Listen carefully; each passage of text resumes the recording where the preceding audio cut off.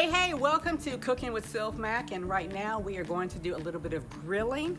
My brother's in town. Hey, I'm here. Yes, and we're grilling, and we're poolside, enjoying the nice Arizona desert night.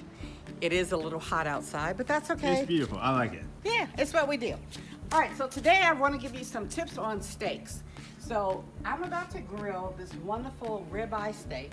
It's Angus, so actually that means that it has a little bit of marbling in there. You can see the white. That's what you really want to do when you buy a steak. You're looking for that marbling because that's fat, and that fat gives you flavor. Yeah, so this is Angus or prime, and we got this at Fry's, or you can get it from your butcher. But one of the things that you want to do for the steak is, I like to do like a quasi dry age. So you take the steak, you pat it dry, completely dry. You put some kosher salt on there, and you're kind of generous with the salt.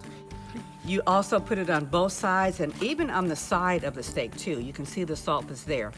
And all of this is good flavor, that fat. That fat gives it the flavor. Then I also put on a little garlic powder, and then I put on another little seasoning called bullshit. Y'all have seen me use that before. I put it in the refrigerator on this grate on a sheet of pan, on a pan sheet, sorry. So you put it in your refrigerator, uncovered. And if you can, it's nice to do it like overnight. But even if you could just do it for a few hours, it's really good, because what it does is the salt helps to tenderize the meat. It also dries it out so that you can get a great sear on the steak. So right now, you want your temperature to be hot. My temperature right now says it is about almost 600 degrees. I've got some baked potatoes on there too right now, but I want it that hot because you want a good sear on it. So I'm just gonna stick it on here.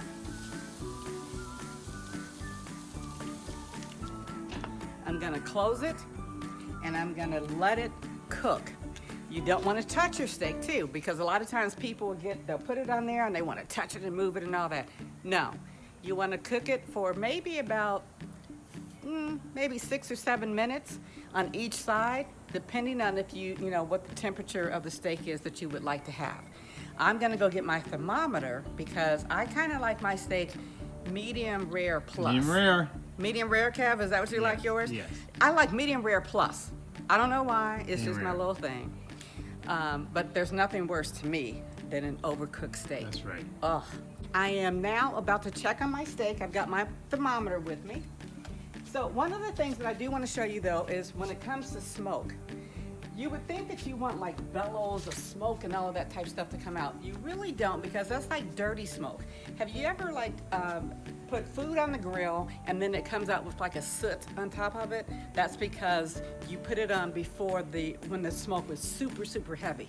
You don't want to do that. You want it to be kind of thin. Anyway, so now I'm looking at my steak. I turned it. You can see that it's got the little grill marks that everybody likes.